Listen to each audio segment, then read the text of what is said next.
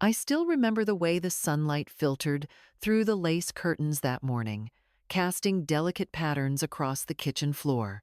I was humming a soft hymn, one my mother used to sing when I was a child, as I stirred a pot of oatmeal on the stove.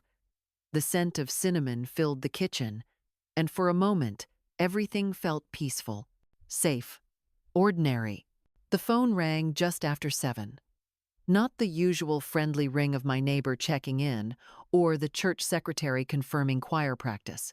No, this ring was different, shrill, abrupt, almost ominous. I wiped my hands on a dish towel and picked up the receiver. Mrs. Langston?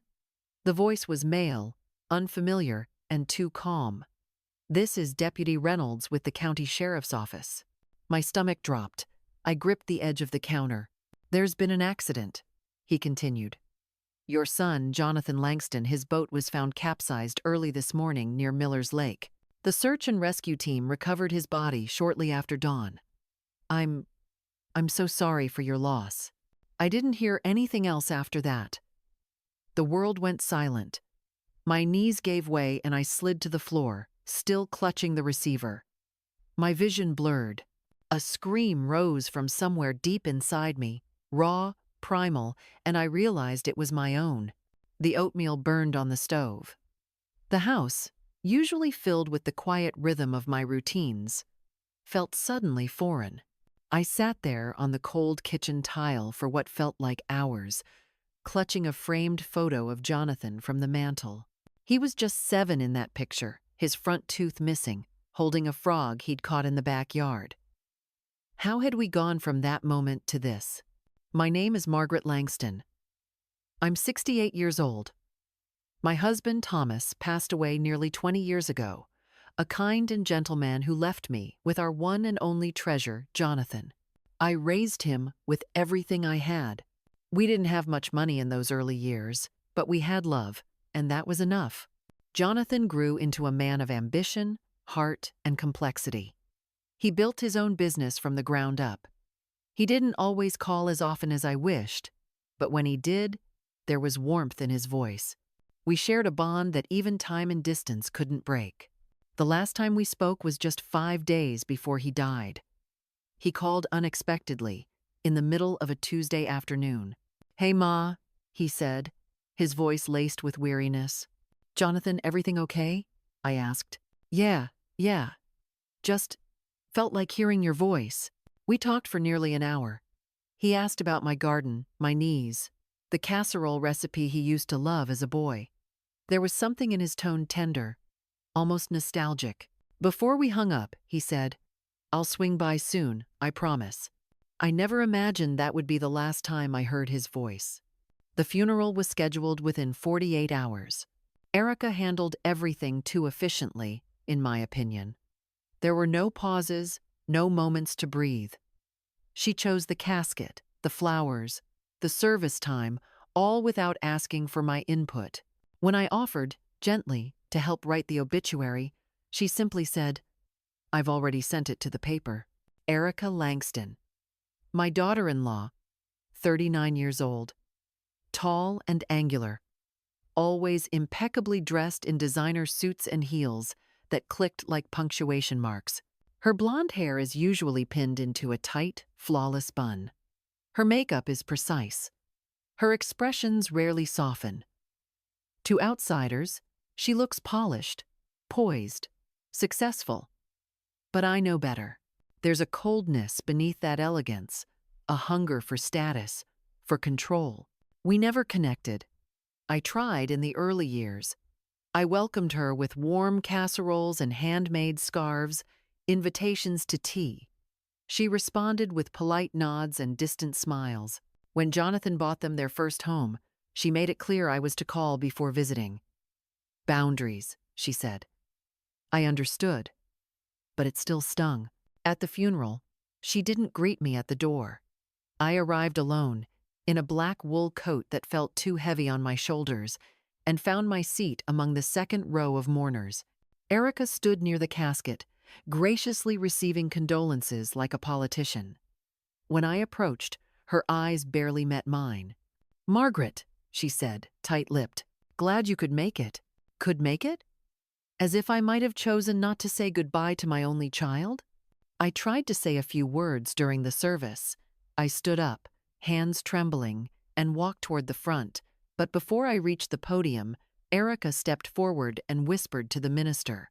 He shook his head gently and guided me back to my seat. "There's no time for additional speakers," he said quietly. I sat down, stunned. Tears welled in my eyes. Tyler, my grandson, reached for my hand. He was the only one who truly saw me that day. Tyler is 14, quiet, thoughtful beyond his years. He has his father's deep brown eyes and the same little crease in his brow when he's thinking hard. During the final prayer, he leaned close and whispered, "Nana, there's a will reading next Tuesday at Mr. Price's office." I blinked. "Did your mom tell you that?" "She said not to mention it," he replied.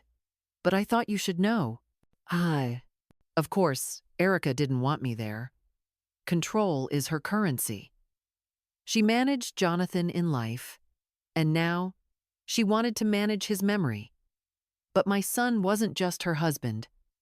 He was my child, and something in my bones told me I needed to be at that will reading. The days that followed were a blur. I made tea and left it untouched. I sat in Jonathan's childhood room, still decorated with baseball posters and old trophies. I spoke to him aloud at night, asking for signs. I read old letters he wrote me from college. In one, he ended with, "Don't worry, Mom. I'll always take care of you." On Tuesday morning, I dressed with intention. A slate gray dress, a soft lavender scarf he once said brought out my eyes, and the black leather gloves he gave me last Christmas. I arrived at Mr. Taryn Alton Day, Price's office early. The receptionist led me to the conference room, where Erica was already seated, legs crossed, nails tapping against her coffee cup. When she saw me, her expression hardened. "Did someone tell you to come?" she asked. "There's really no point." I ignored the sting in her voice and took a seat. Tyler arrived shortly after, offering a shy smile. Mr. Harold Price entered the room a moment later, his salt and pepper hair combed neatly, his expression serious but kind. "Thank you all for coming," he said. "Let's begin." Erica leaned back, her voice smooth and dismissive. "I'm sure this won't take long. Jonathan left everything to me. That's how much he trusted me." I said nothing, just sat quietly, folding my gloves in my lap, heart pounding. Because in that moment, I knew something she didn't. Jonathan wasn't the kind of man to leave without saying goodbye. And he certainly wasn't the kind of son to forget his mother. The atmosphere inside Mr. Price's office was thick with quiet tension, the kind that settles before a thunderstorm breaks open the sky. I sat still, my hands folded gently in my lap, fingers brushing over the soft leather of the gloves Jonathan had given me last Christmas. Tyler sat close to me, his body just slightly turned in my direction, as if leaning toward the only anchor he had left. Across from us, Erica Langston looked as composed as ever, her chin lifted, spine ramrod straight, dressed immaculately in a navy blue designer suit that probably cost more than my entire wardrobe. Her legs were crossed, one stiletto tapping softly against the hardwood floor. And sitting beside her was a man I didn't recognize, young, smug, with a sleek briefcase resting at his feet. Her lawyer, no doubt. Erica gave Mr. Price a cool, polite smile and said, in that rehearsed, condescending tone she had perfected over the years, "I've brought legal counsel today, Harold. Just a precaution, of course. I'm sure everything will go smoothly, but Jonathan and I discussed his wishes many times. This is all just a formality." She said it loud enough for everyone in the room to hear, her eyes sliding over to me as she did, the implication hanging in the air like smoke. I didn't flinch. I knew my place, and I knew my son. Whatever Jonathan had decided, I would accept it with grace, but something deep in my chest, the quiet voice of a mother's instinct, told me this day would not unfold the way Erica believed it would. Mr. Harold Price, a man I had known since Jonathan was in high school, cleared his throat and opened the leather-bound folder before him. He adjusted his glasses, glanced around the room, and began. As the executor of the estate of Jonathan Langston, I will now proceed with the reading of his last will and testament, which was legally signed and notarized 7 months prior to his passing. The room seemed to still even further. I saw Erica's smirk deepen, her fingers tightening ever so slightly around her designer pen, as if already imagining the mansion renovations and exotic vacations. Her confidence was suffocating. As you may already know, Mr. Price continued, at the time of his death, Mr. Langston's personal and business assets were valued at approximately $77 million. At that number, Erica lifted her chin slightly, clearly trying to mask her glee but unable to hide the flicker of triumph in her expression. She turned to her lawyer and whispered something I couldn't hear, though I imagine it was some version of, "I told you so." Mr. Price turned the page and paused briefly, his eyes flicking toward Tyler, then toward me. Mr. Langston's final wishes were carefully and extensively documented. Per the most recent version of his will, the majority of the estate, approximately $68 million, is to be placed into a living trust. At that, Erica's smile froze. Her eyebrows twitched, and she leaned forward ever so slightly. "I'm sorry, what?" she asked, her voice losing its polished edge. Mr. Price remained calm. "This trust will be managed solely by Margaret Langston, for the exclusive benefit of Tyler Langston, until he reaches the age of 30. Mrs. Langston will have full discretion over all disbursements related to Tyler's welfare, including housing, education, health, and personal development. The principal of the trust will remain untouched until Tyler meets the provisions outlined by his father." Erica's composure cracked, her mouth opening as if to object, but no words came. She blinked hard, then turned sharply toward Mr. Price. "That can't be right. Jonathan and I had conversations, multiple conversations," he said. "Everything would go to me. That's what he wanted. That's what he promised." Mr. Price nodded politely but did not waver. "Mrs. Langston, these documents were created under strict legal protocol and were reviewed with the assistance of multiple parties. Your husband's intentions were clear and final."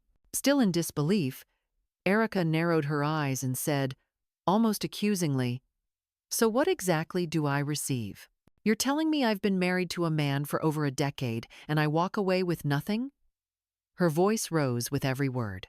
"Mr. Price flipped a page and read evenly.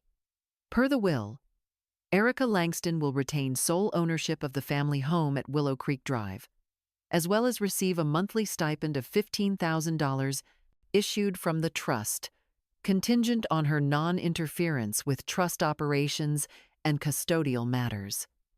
"$15,000?" she repeated, now stunned. "You must be joking. That barely covers my skincare and housekeeper bills." He knew our lifestyle. He would never humiliate me like this.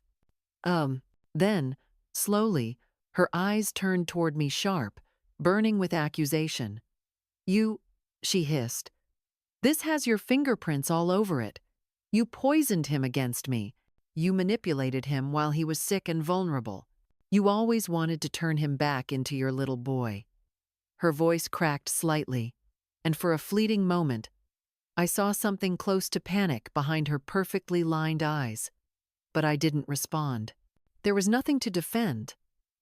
I hadn't known about the will. I hadn't even expected to be here today. But Jonathan had made his choice, and that truth was speaking louder than any lie she could muster. Mr. Price calmly added, "There are extensive supporting documents confirming Jonathan's mental clarity at the time of this will's creation, including signed medical assessments and voice recordings. These proceedings are airtight, legally and ethically. Should you choose to challenge them, you may of course pursue that through probate court. But I must advise you, Mrs. Langston, it is unlikely to succeed." Erica stood up abruptly, her chair scraping loudly behind her. Her lawyer rose with her, but she waved him off. "This is betrayal. I gave him everything. I was his wife. I was supposed to be his legacy. She turned toward the door but paused. "You'll regret this," she said coldly. Her eyes locked on me, then stormed out without waiting for a reply. When the door closed, silence filled the room. Tyler exhaled shakily, and I gently placed my hand on his. Mr. Price sighed and reached into his folder once more. "Margaret," he said, "your son also left you this. He asked that I give it to you personally." He handed me an envelope, ivory, slightly thick, with my name written in Jonathan's handwriting, that strong, slightly slanted script that I had seen on every birthday card and Mother's Day note since he was old enough to hold a pen. My hands trembled as I opened the letter. The moment my eyes found the first line, I felt my chest tighten. "Mom," it read, "if you're reading this, I'm gone. I didn't want it to happen this way, but some things are beyond our control. I just need you to know everything I've done because I never forgot where I came from. I never forgot who raised me, who taught me what it means to love, to fight, to protect.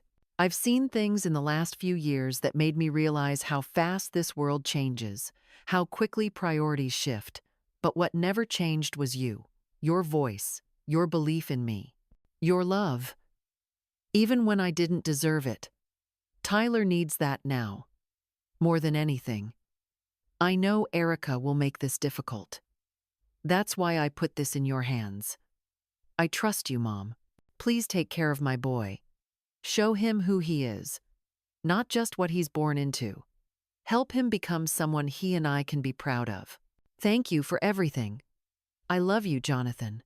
Tears welled in my eyes as I folded the letter back along its creases and held it close to my chest. There were no words to speak, no breath strong enough to carry the weight of what I felt. Only silence, only love, and the quiet, unwavering knowledge that my son hadn't left me nothing. He had left me the most sacred responsibility of all. The hours after the reading felt like walking through a dream, one where reality had shifted, but the weight of it hadn't quite settled on my shoulders yet. When we stepped outside Mr. Price's office, the sky had darkened into a dull slate gray. The air carried a heavy stillness, as if the world itself was holding its breath. I stood on the curb for a moment, gripping Jonathan's letter in my purse like a relic, something sacred I dared not lose sight of. Tyler stood beside me, quiet as always, his shoulders slightly hunched under the oversized jacket he insisted on wearing, even when it didn't fit quite right anymore. We didn't say much as we got into my car. My hands trembled on the steering wheel before I started the ignition. I stole a glance at him. His face was pale, his eyes distant, the kind of look I'd seen on Jonathan once, after he'd come home from his first week of college, overwhelmed by a world too big and too fast. Tyler had just lost his father, had watched his mother unravel in front of strangers, and now, he had been handed a future he didn't understand yet.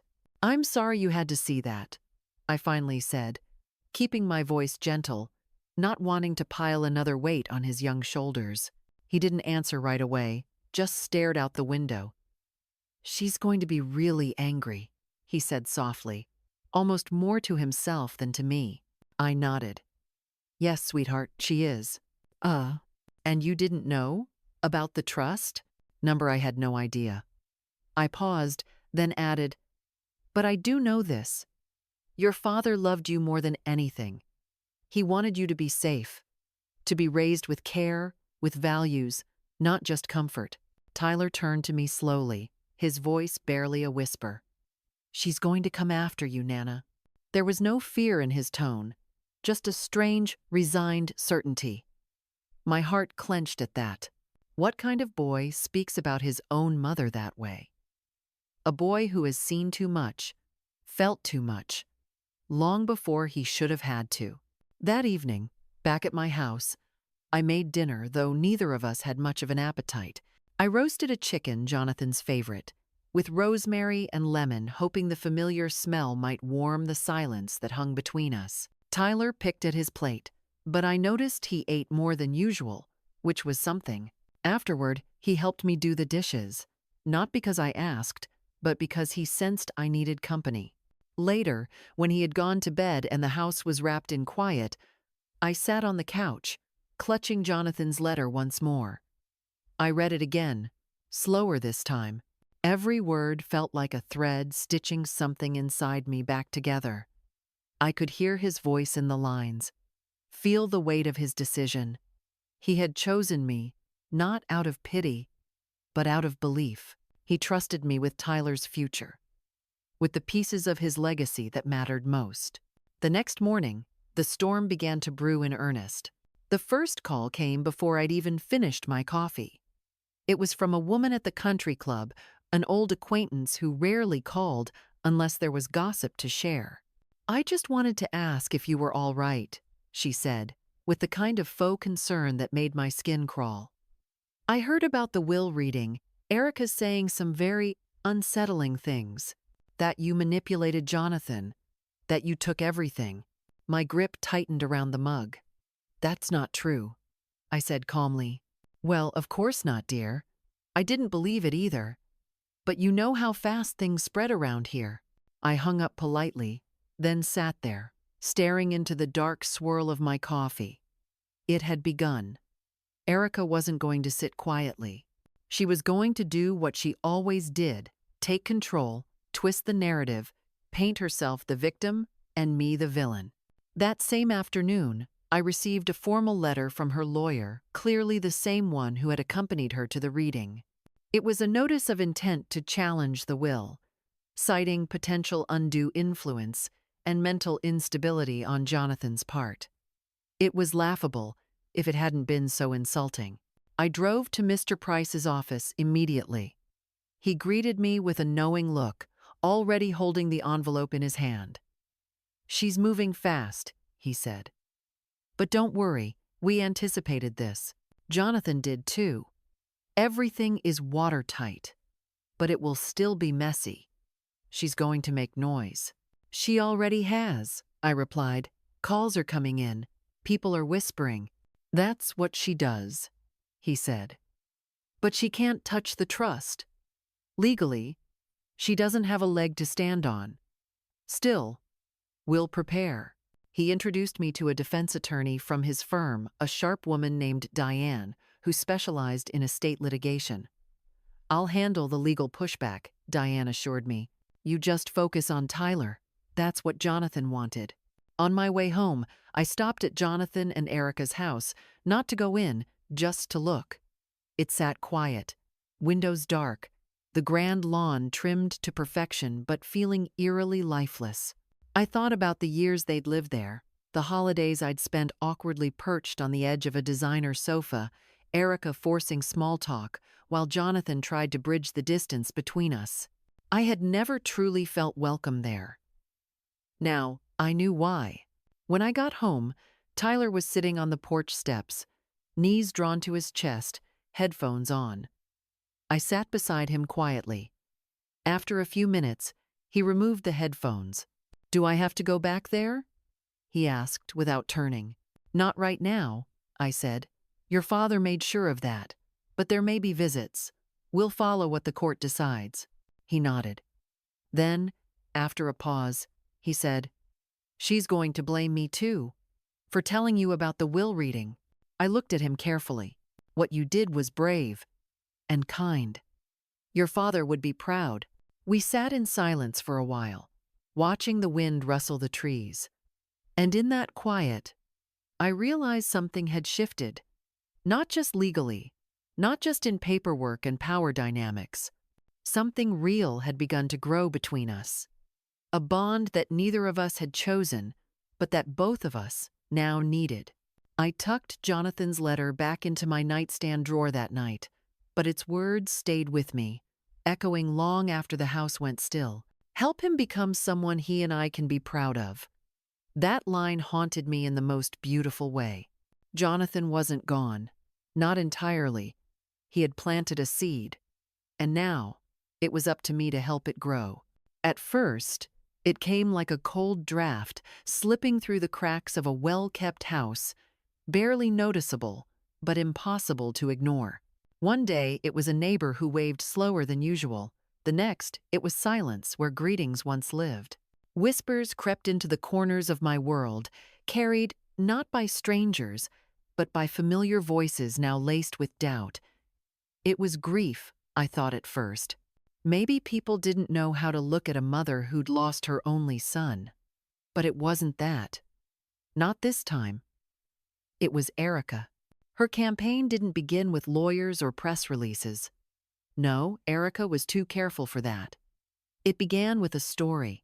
One carefully written post on Facebook, published with a black and white photo of her and Jonathan from their wedding day, his hand resting gently on her shoulder. The caption read like a eulogy and a confession wrapped into one. She spoke of heartbreak, betrayal, of watching her world unravel. She hinted, never stated, that there were forces around Jonathan near the end who took advantage of his generosity, that there had been manipulation, that what was meant for her and her son had been redirected. She never said my name, but she didn't have to. The town knew who the mother was. Within hours, the post had been shared over 200 times. Comments poured in, many from people I didn't know, some from those I had once called friends. A few came to my defense, bless them, but others fed the fire. One even wrote, "That old woman always seemed too quiet to be innocent." Another, more cruel, "Money changes people, or maybe it just reveals them." The worst came not from strangers, but from Helen Tisdale, my oldest friend. We'd known each other since our boys were in Little League together. I called her, after seeing her name among those who commented, just to ask if she had really meant what she wrote. She didn't pick up, didn't call back. And the next Sunday at church, she walked right past me without a word. The loneliness settled into my bones like winter. Then came the legal letter, typed on thick ivory paper. It was clinical and cold. Erica's lawyer alleged that the will had been altered under undue influence, that Jonathan had not been of sound mind, that the trust, as written, did not reflect his true wishes.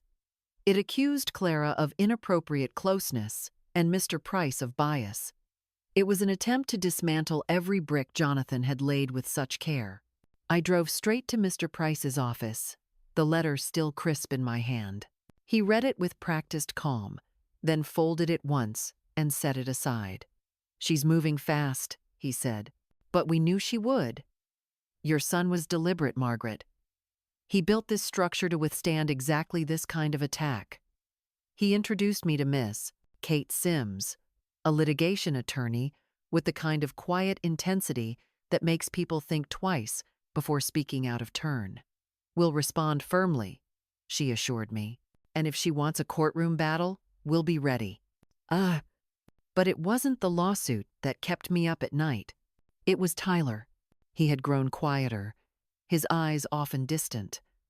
I tried not to let the rumors reach him, but I underestimated how far Erica's reach extended. One afternoon, I found him sitting on the porch steps, staring down at his phone. He didn't look up when I approached. "They're talking about you," he said flatly. "At school. On Reddit. Even on YouTube. There's a video calling you the $1 million manipulator." I sat beside him, the wooden step creaking under my weight. "Do you believe them?" I asked gently. He turned his head, met my eyes, and said, "I know better." His voice was soft, but it carried something fierce. Then he added, "I reported the video, and I told Kevin Jacobs to shut up when he said something about you in class." I smiled, reached for his hand, and squeezed it. "Thank you," I whispered. That weekend, I decided to take Tyler away from town, just for a day. We packed a thermos of hot cocoa, a few sandwiches, and drove out to Cedar Creek, an old hiking spot Jonathan used to love when he was Tyler's age. The trail was quiet that morning, blanketed in amber leaves that crunched softly beneath our boots. For the first mile, we didn't speak much. Tyler walked ahead, hands in his pockets, his shoulders tense. When we reached the overlook, where the trees opened to reveal the lake below. He sat on a rock and stared into the horizon. "She thinks you don't love me," he said suddenly. "That you just want the money." I sat beside him. "She said that to you?" He shook his head. "She said it to someone else, but I heard." I took a deep breath. "Your mother is grieving in her own way, and when people grieve through anger, they often say things that aren't true." "Do you love me?" he asked, not accusing, just needing the words. I didn't hesitate. "With everything I have left," I said. "But you don't have to believe that just because I say it. You'll feel it. In time. In the little ways. The way your father once did." He nodded slowly, then leaned against me. It was the first time he had done that since the funeral. We sat there for a long time, wrapped in silence and wind, with only the sound of the trees for company. In that stillness, I remembered a moment from years ago. Jonathan, around the same age as Tyler, standing at this very spot, arms wide like he could fly. He had shouted, "Mom, I'm gonna change the world." And he did. Not through fame or glory, but through a single, deliberate act of love, trusting me to carry on what mattered most. As we drove home that evening, Tyler dozed off in the passenger seat, and I realized something had changed. Not out loud, not in some dramatic declaration, but something in the air between us had softened.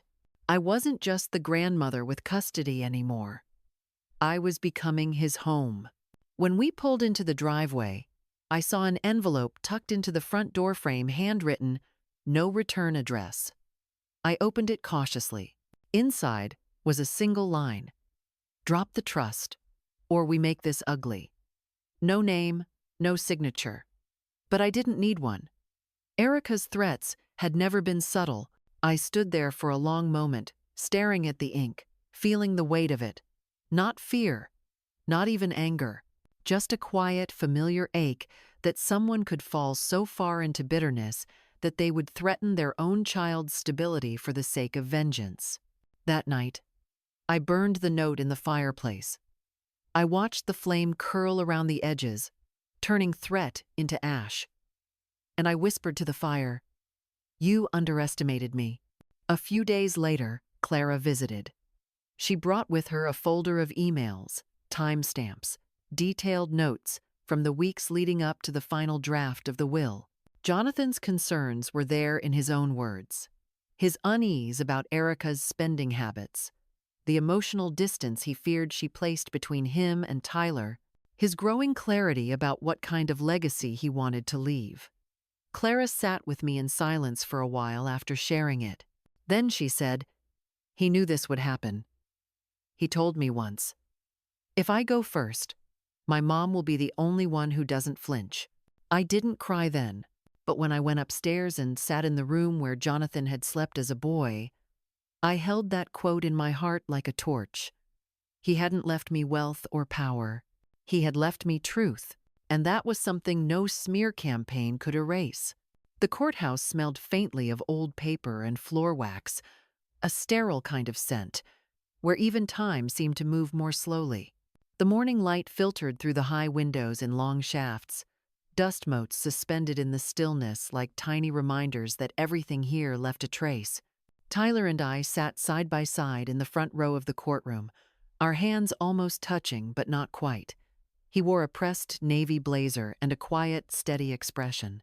I wore a soft gray suit and the pearls Jonathan had given me on my 65th birthday. Across the room, Erica sat with her attorney, dressed head to toe in black as though she were attending a second funeral. Her eyes were rimmed with just enough red to suggest tears, though I wondered when they had truly last come from the heart. She looked composed, elegant, like a grieving widow from a magazine cover, but beneath it, I could feel the fire of her resentment simmering. Today was her performance, and she was ready. The judge, a tall woman with silver hair and piercing eyes, entered promptly at 9. The room rose, then settled, and with that, the hearing began. Erica's attorney opened with a dramatic statement how grief can cloud judgment, how love can blind even the sharpest minds, how what appeared on paper might not reflect the truth of intention. He painted Jonathan as a man growing confused, a man vulnerable to outside influence, a man whose loyalty had been hijacked by guilt and manipulation. He said words like undue influence and mental incapacity with careful inflection, each syllable meant to cast doubt in the minds of those listening. Then Erica took the stand. She began softly, her voice trembling just enough to sound sincere. "Jonathan was my husband for 14 years," she said. "We built a life together. We shared dreams, struggles, victories. He told me everything. We were planning a second honeymoon. We were talking about a summer home. He never gave me any reason to think that he would cut me out like this." She dabbed her eyes with a white handkerchief and glanced at the judge. "His mother and we didn't always agree. I tried to include her. I really did. But she could be very persuasive, and Jonathan loved her deeply. I believe, in his final months, he was pulled in a direction that did not reflect who he truly was." There was a murmur in the gallery. I sat still, back straight, hands folded gently in my lap. I didn't react. I didn't need to, because I knew what came next. Mr. Price stood slowly and approached the bench with a calm dignity that filled the room. "Your Honor," he said, "the defense would like to call Miss Clara Jensen to the stand." Clara entered the room with quiet resolve. She wore a simple dark green dress, her hair pulled back in a modest bun. She greeted the court respectfully, then took her place. "Miss Jensen," Mr. Price began, "how long did you work with Mr. Jonathan Langston?" 13 years, she replied. "I was his executive assistant, and later his business partner in 2 ventures. Were you present during the preparation and execution of his final will?" "Yes.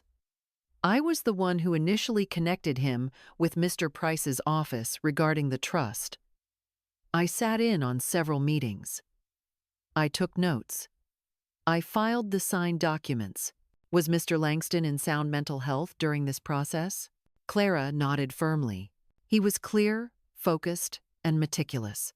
He had been undergoing therapy and medical evaluations due to earlier burnout, but there was no indication, none that he was mentally compromised." "And did he ever express concerns regarding his wife's handling of finances or parenting?" Clara hesitated for a breath, then answered, "Yes," repeatedly. "He said he loved Erica but had grown concerned about how she was managing Tyler's upbringing. He felt she was more focused on appearances than substance. He wanted Tyler to be grounded, educated, and protected from that world." Gasps rippled through the gallery. Erica's expression cracked just slightly. Mr. Price nodded. "Thank you, Miss Jensen."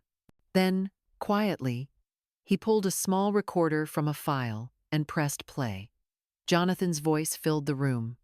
Steady, unmistakable. "If anything happens to me," it said, "my mother is the one I trust. She raised me with less than nothing and made me feel like I had the world. I want Tyler to have that. I don't want him to be taught that money is love. I want him to learn how to build something of his own. My mother can teach him that. Erica can't." You could hear a pin drop. The judge leaned forward. "Was this recording authenticated?" "Yes, Your Honor," Mr. Price said. "Verified and time-stamped, with corroborating documentation from Mr. Langston's legal and medical teams." Erica's attorney objected, but the judge overruled it. I remained quiet, though my throat burned with unshed tears. Tyler turned and looked at me, not with fear or confusion, but with something close to awe. He reached for my hand and gripped it tightly. I squeezed back. The judge recessed for 1 hour before issuing her ruling. We waited in a private room. Tyler sat on the couch, silent. I walked to the window and looked down at the city, feeling Jonathan's presence in the quiet. When we returned to the courtroom, the judge's expression was firm but fair. "After careful review," she began, This court finds that the will and trust left by Mr. Jonathan Langston are valid and legally binding. The accusations of undue influence and mental incompetence are not supported by credible evidence. The court hereby upholds the authority of Margaret Langston as trustee and legal guardian of Tyler Langston. Erica didn't move. Her face was pale. Her lawyer placed a hand on her arm, but she shook him off. The judge looked directly at her. Furthermore, she continued, this court advises Mrs. Erica Langston that any further attempts to interfere with the terms of the trust or the custody of Tyler Langston may result in legal sanctions. With that, the gavel struck. It was done. I stood slowly, feeling the weight lift from my shoulders. Tyler rose beside me, and without a word, he reached for my hand again. As we walked out of the courtroom together, the reporters shouted questions. Cameras flashed, but all I heard was Jonathan's voice, echoing from the recording. She raised me with less than nothing, and made me feel like I had the world. That was the truth. And now, the world knew it too. Victory, in the legal sense, was ours. The courtroom had ruled. The documents had spoken, and Erica's narrative, carefully crafted and loudly shouted, had unraveled in the face of truth.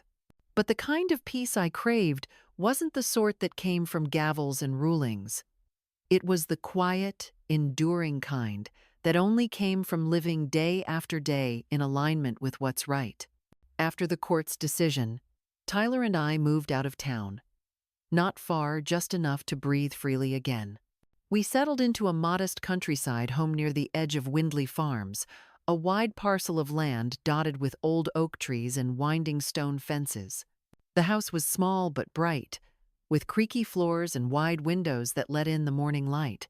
It didn't have a marble staircase or automated lighting systems, but it had silence, warmth, and space to rebuild. Jonathan's estate remained safely protected in the trust. I worked closely with Mr. Price and Kate Sims to ensure it would grow steadily, not recklessly. We placed the majority into conservative investments, low risk, steady yield. I set aside a portion in a college fund for Tyler, another in a philanthropic branch we hadn't yet defined, and the rest into a seed fund I promised would one day help Tyler if he chose to start something of his own. But I didn't touch the money. Not for myself. I had enough. I still drove my 15-year-old sedan, still bought vegetables from the local market, and clipped coupons out of habit. My joy never came from ownership. It came from order, from purpose, from watching a young boy, broken by grief, slowly come back to life. Tyler started school at the local high school that fall. He was quiet at first, hesitant to trust new faces, but there was a kindness in the students here, a humbleness in the teachers, and before long he began to open up. He joined the science club, and once, he even smiled when telling me about it. A small miracle. He helped me build raised garden beds behind the house, and though he often rolled his eyes when I asked him to rake leaves, I could see the weight lifting from his shoulders, one chore at a time. One afternoon, as we sat on the back porch sipping cocoa, he said, "Dad would have liked it here." I nodded, staring at the field where a hawk circled above. "He would have," I said. "He used to dream of living somewhere with quiet skies." We stayed silent for a while, but then he added, "You were right. About everything. She doesn't call anymore. And I don't think I miss it." My heart ached not from joy, not from victory, but from the heaviness of what he'd had to accept. No child should have to feel the absence of a parent as relief. But I didn't correct him. I didn't tell him to understand his mother. He already understood too much for his age. Erica had tried to visit once since the ruling. She showed up at the house unannounced, a large black SUV crunching the gravel in our drive.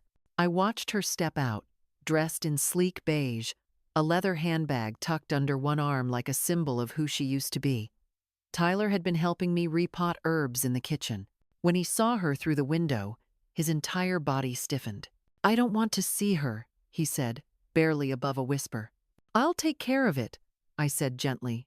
I met Erica at the porch steps. "I'm here to see my son," she said, her voice tight with restrained frustration. "The court order states supervised visits only, scheduled through the appropriate counselor," I replied. "You know that." Her eyes narrowed. "You think this is over? You think a piece of paper means I won't always be his mother?" "No," I said, steady. "You'll always be his mother. But that doesn't mean you're what's best for him. Not right now." She opened her mouth to argue, but I raised a hand. "Tyler doesn't want to see you, and I won't force him to." She hesitated, her hand tightening on her bag. For a moment, she looked less like a villain and more like someone clinging to a version of life that no longer existed. Then she turned, walked back to her car, and drove off without another word. That evening, I didn't tell Tyler about the conversation. I didn't need to. He knew. Some truths live in the spaces between words. Later that month, I began to talk to Tyler about the foundation. I'd had the idea in the back of my mind for a while, a small nonprofit in Jonathan's name focused on literacy and mentorship for children in underserved communities. Jonathan had loved books as a child. He once wrote an entire novel at age 12 about a talking fox that saved the forest. It had horrible grammar and more plot holes than I could count, but it had heart. When I mentioned the idea, Tyler didn't speak right away, but that night, he knocked gently on my bedroom door and said, "If you start it, can I help?" "Yes," I said, feeling my throat tighten. "You can help me build it from the ground up." And we did. Slowly. Together. He designed the logo, just a sketch at first, a tree made of open books. I handled the grant paperwork. We used a small portion of the trust for seed money. And within 3 months, the first reading room opened inside a library in a neighboring county. Tyler came with me to the ribbon cutting. He shook hands with the mayor. He even spoke. Just a few lines, but I watched him grow 2 inches taller in those seconds. We drove home in silence that day, but the good kind. The kind that's filled with something warm. As we passed the lake near our home, he reached into his backpack and handed me a folded piece of paper. "Found this in one of Dad's old books," he said. "Thought you should have it." It was a page from a journal Jonathan's handwriting. He had written, "Whatever happens to me, I hope Mom knows this. She never failed me. Not once. And if I go early, it's because she already taught me everything I needed." I clutched the page to my chest. My son. My boy. He had trusted me with everything, and I was doing my best to live up to it. 1 year later, I found myself standing alone at the edge of the lake, wrapped in the early morning stillness that only late autumn can bring.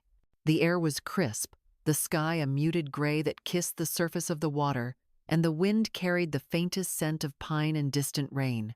My hands were tucked into the deep pockets of my wool coat, the same one I wore to Jonathan's funeral. It still fit, still carried the faintest trace of his cologne from the last hug we ever shared. I hadn't planned to visit the lake that morning. My feet simply brought me here, drawn by memory, pulled by something deeper than thought. This was the place Jonathan loved most in the world.